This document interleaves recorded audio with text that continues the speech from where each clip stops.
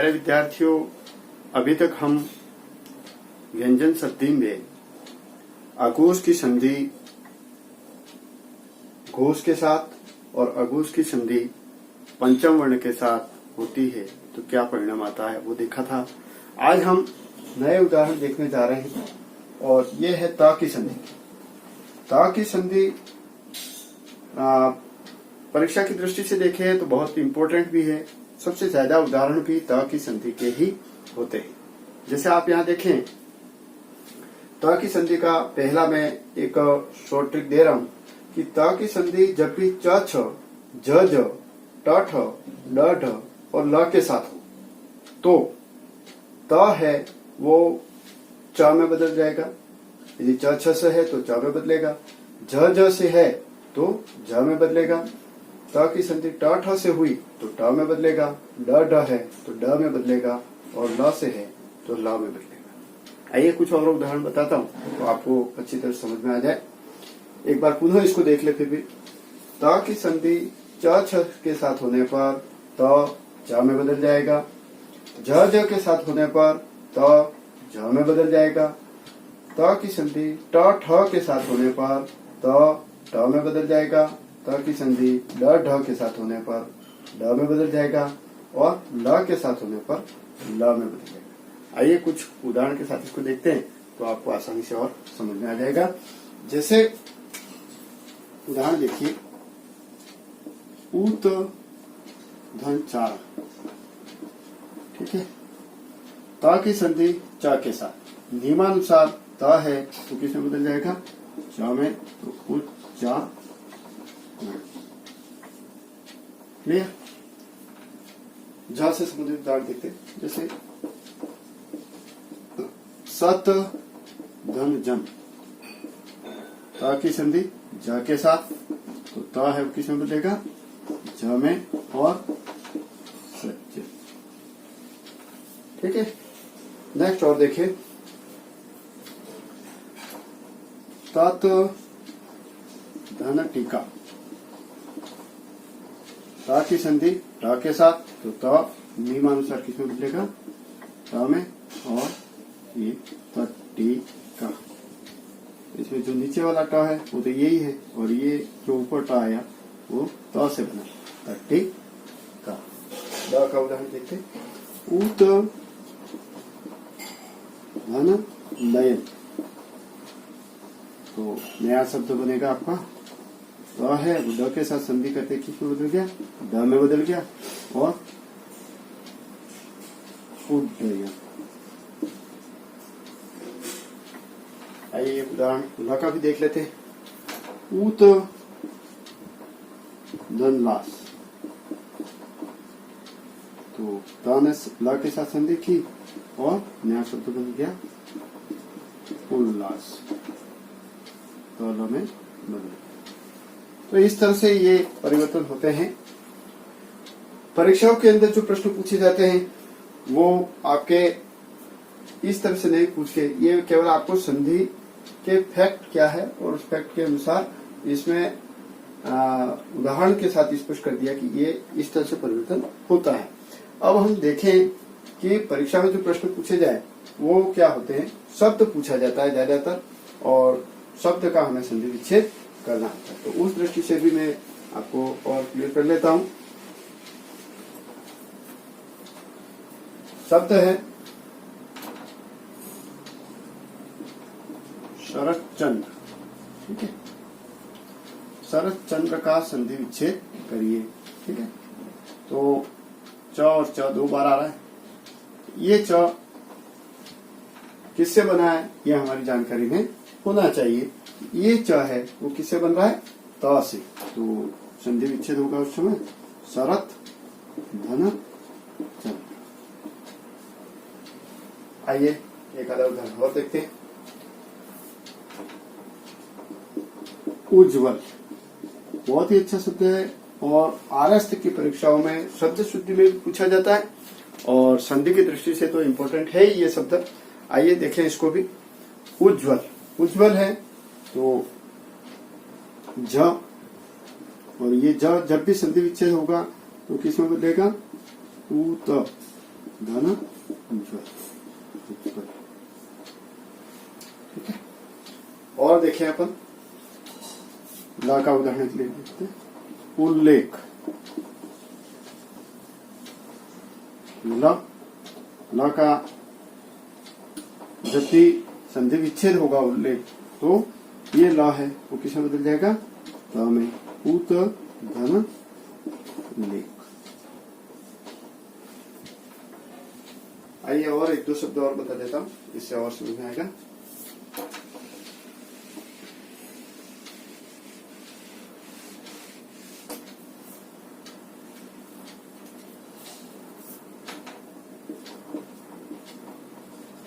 सच्चरित्र, तो च का सच्चरित्र, तो च अपने संधि विच्छेद करेंगे उस समय ये च है वो किसमें बदल गया? त में। और सत धन चरित्र।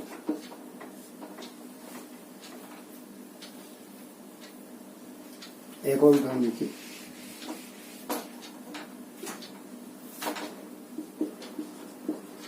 विपद जाल, ये जब भी ये इस तरह से दो साथ में आते हैं, जैसे लाला ज च च, तो यहाँ आपको ध्यान में भी आ जाना चाहिए कि यहाँ व्यंजन संधि है और व्यंजन संधि में भी कौन सी? त की संधि है। तो ज है तो नया संधि विच्छेद जब होगा तो नया इधर जो शब्द बनेगा वो होगा विपत धन। ठीक है, तो इस तरह से ये जो संधि है आप इस ढंग से सीखेंगे और इस पर अभ्यास करेंगे तो ऐसी कोई परिस्थिति नहीं है जिसके कारण आप ये से प्रश्न गलत कर सकते हैं। कोई भी कंडीशन इसलिए बनती है, आप आसानी से इसको सही कर सकते हैं और परीक्षा में संधि के पूरे नंबर ला सकते हैं। आइए कुछ और उदाहरण त की संधि से देखते हैं। अब हम एक नई दूसरी कंडीशन देखते हैं कि त की संधि है वो यदि ह के साथ हो तो क्या होता है। बहुत कम उदाहरण बनते हैं, इसके ज्यादा नहीं बनते। देखिए, त की संधि ह के साथ, यहां दो परिवर्तन होंगे।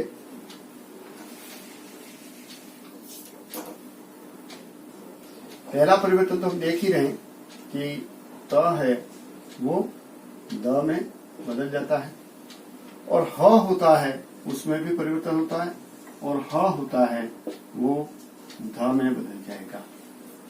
इस संधि में दो परिवर्तन एक साथ होते हैं। त है वो द में बदल रहा था, ये हम सीख ही चुके हैं, और ह है वो ध में बदल जाता है। आइए एक उदाहरण बताता हूं जिससे आपको समझ में आएगा। जैसे ऊत धन हार, ठीक है, त ने संधि की ह के साथ, तो त तो बदल गया, नीचे लिख देता हूं मैं, त बदल गया आपका द में और ह बदल जाएगा ध, और आ की मात्रा है, आ की मात्रा इसके साथ। तो इस तरह से ये नया शब्द बन गया आपका उद्धार। और इस उद्धार को एक और इस तरीके से भी लिखा जाता है संयुक्त अक्षर के रूप में उद्धार। ठीक है, एक आधा और उदाहरण देखें। जैसे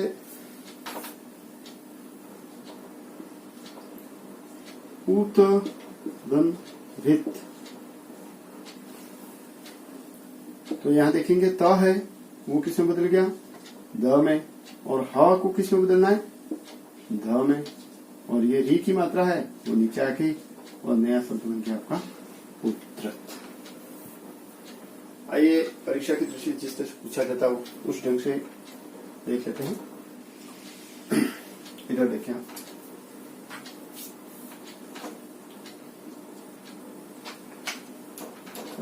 उत्तरण से उत्तरण। ठीक है, अब द और ध दोनों साथ में आ रहे हैं तो समझ लेना चाहिए कि ये त की संधि का उदाहरण है ना।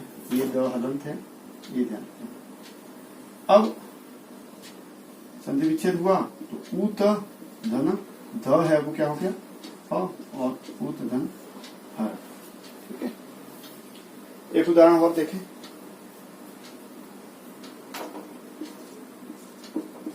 त्वद्धित।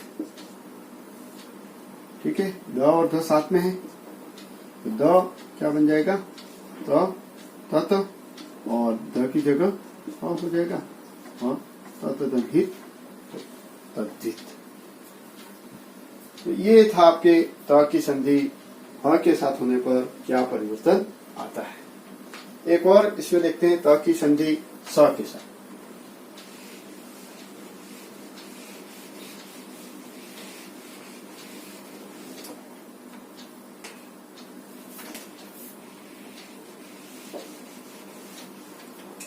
इसमें भी दो परिवर्तन होंगे।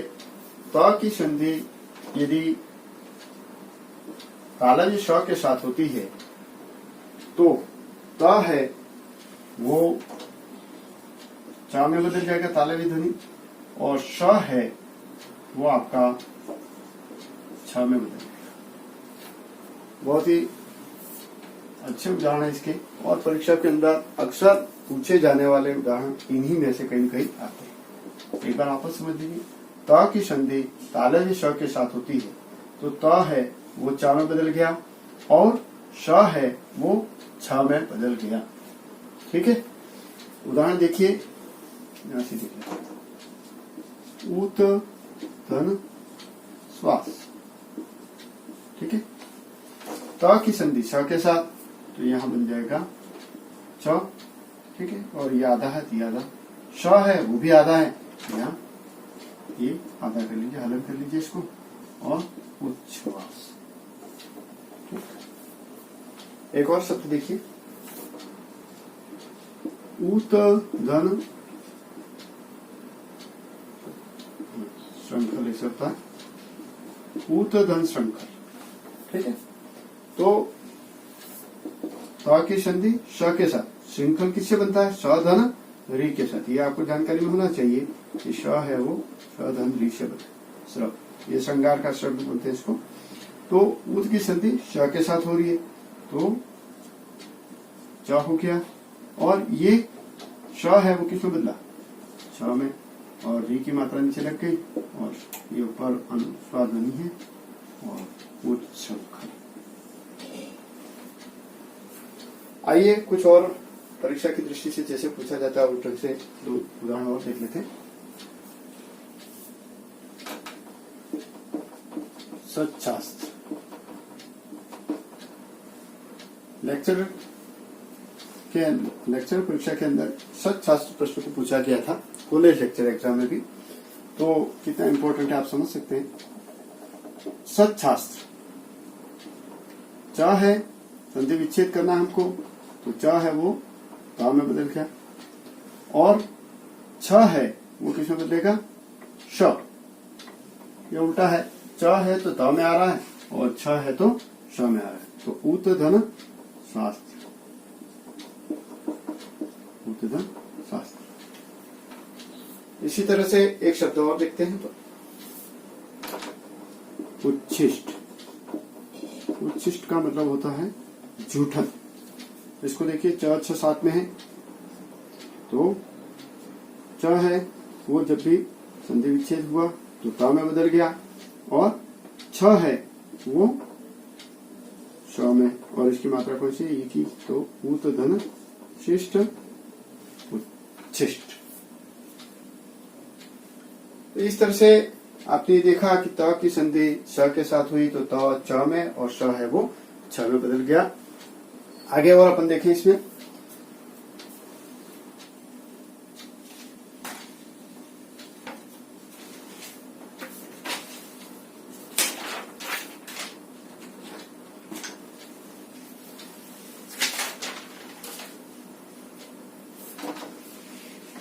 एक बहुत ही इंपॉर्टेंट प्रश्न इसमें बनता है, और इसमें कई बार कंफ्यूज जो होते हैं बच्चे कि त कहाँ है और द कहाँ है, क्योंकि त द का इतना कंफ्यूजन है। कई व्याकरणों में भी ये जैसे उच्चारण का मैंने बताया था तो उद्दन चारण भी कर रखा है, तो ये कई त्रुटियां भी हैं। तो उन त्रुटियों की और आपको ध्यान रखना चाहिए। जो अभी मैंने उदाहरण बताए उनमें सब में जो स्थिति है वो यही है कि त की ही स्थिति होगी, उसमें द नहीं होता है।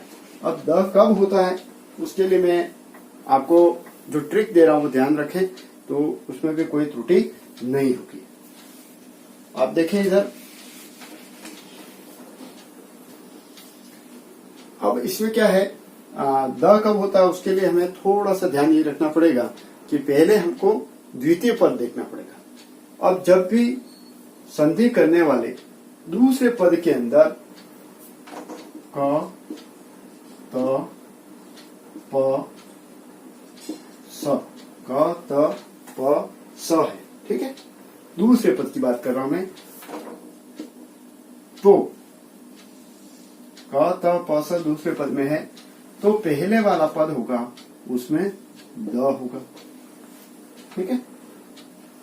दूसरा पद पहले देखिए, क, त, प, स, ये दूसरे पद में आ रहा है, संधि करने वाले दूसरे पद के अंदर क, त, प और स आया, ठीक।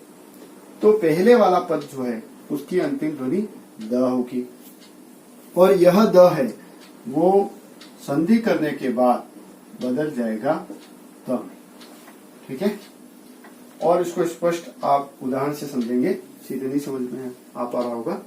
देखिए, जैसे मैं सोचता हूं कि उद धन कश, ठीक है। अब यहाँ क है, दूसरे वर्ग में दूसरे पद के अंदर क है, तो पहले वाले में द होगा कि त होगा, ये कंफ्यूज आपको नहीं होना है, क्योंकि पहले दूसरे वाले पद में क, त, प, स, तो यहाँ क आ गया, इसका मतलब पहले वाले पद में क्या होगा, द ही होगा, ठीक है। और ये द संधि करने के बाद किसमें बदलेगा, द में, और ये नया शब्द बन जाएगा आपका उत्कर्ष, ठीक है। ऐसे ही एक दो और मैं उदाहरण बताता तो आपको और समझ में आएगा। जैसे उद धन तीन, तो नया शब्द क्या बनेगा, त, एक तो पहले तो ये पहचान कर ले कि यहाँ त होगा एक द होगा, तो पहले दूसरे वाले पद के अंदर त है, ठीक है, और यह संधि कर रहा है, तो पहले वाले पद में क्या होना चाहिए, द ही होना चाहिए। तो उद, और ये द है वो संधि करने के बाद त में बदल गया, और ये नया शब्द बन गया आपका उत्तीर्ण, ठीक है। इसको और मैं एक दो स वाला भी उदाहरण बता देता हूँ, एक प वाला बता देता हूँ। तद धन पुरुष, ठीक है।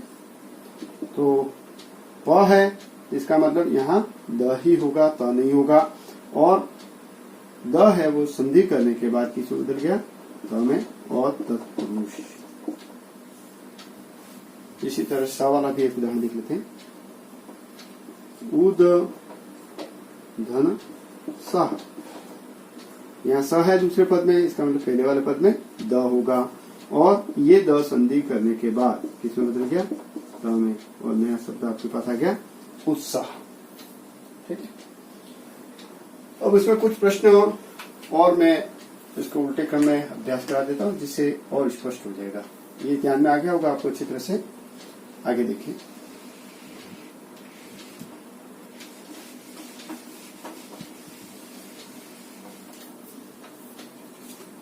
जैसे परीक्षा में पूछा जाता है उस ढंग से अपन अभ्यास कर लेते हैं।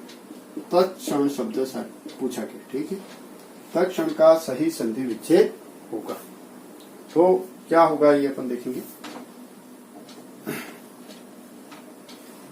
क्ष है वो किससे बनता है, क धन श से, ये हमेशा ध्यान रखना, नहीं तो त्रुटि हो सकती है आपसे। तो तत्क्षण शब्द है आपके पास, तो इसका संधि विच्छेद होगा, वो देखिए आप, त है वो किस में बदल जाएगा, द, तद, धन क्षण, ठीक है, तद धन क्षण, क्योंकि बाद वाले में तो कोई परिवर्तन होता नहीं है, केवल त है वो किस में बदल गया, द में, तत्क्षण। एक और शब्द देखिए, तत्पर, ठीक है। प और त दोनों साथ में आ रहे हैं, मतलब दूसरे पद है, उसमें प्रथम ध्वनि और की, ठीक है। तो ये देख लीजिए, इसके जैसे ही संधि विच्छेद करेंगे तो ये है त, वो किस में बदल जाएगा आपका, द में, तद, धन, पर और वापस यदि देखें तो ये द है वो प के साथ संधि करके त में बदलता है तत्व। तो ये दोनों क्रम में ध्यान में होना चाहिए और परीक्षा में इसी ढंग से प्रश्न पूछा जाता है कि आपका संधि विच्छेद कौन सा है। 4 विकल्प दिए हुए होते हैं, सही विकल्प को हमको चयन करना होता है। एक आधा और मैं बता देता हूँ अभी। तत्सम तद्भव शब्द आपने पढ़े तो इसको भी देखो तत्सम, ठीक है। इसका संधि विच्छेद होगा त है तो वो क्या बन गया द, द धन सम तत्सम। और देखिए उत्तम, ठीक है। तो त साथ में आ रहे हैं ना, तो ये त वाला उदाहरण है, दूसरे पद में त है तो ये जो त है आगे वाला वो हो गया उद धन तम उत्तम। तो इस तरह से त की संधि के उदाहरण आपके कंप्लीट होते हैं। बस ये जो 3 ट्रिक है वो आप याद रखेंगे, कोई दिक्कत नहीं होगी। पहला जो ट्रिक था जो मैंने बताया था त की संधि है वो च छ झ झ ट ठ ड ढ और ल के साथ होती है तो क्या परिवर्तन आता है। नंबर 1 ये ध्यान में होना चाहिए। दूसरा त की संधि ह के साथ होती है तो उसमें क्या परिवर्तन होता है।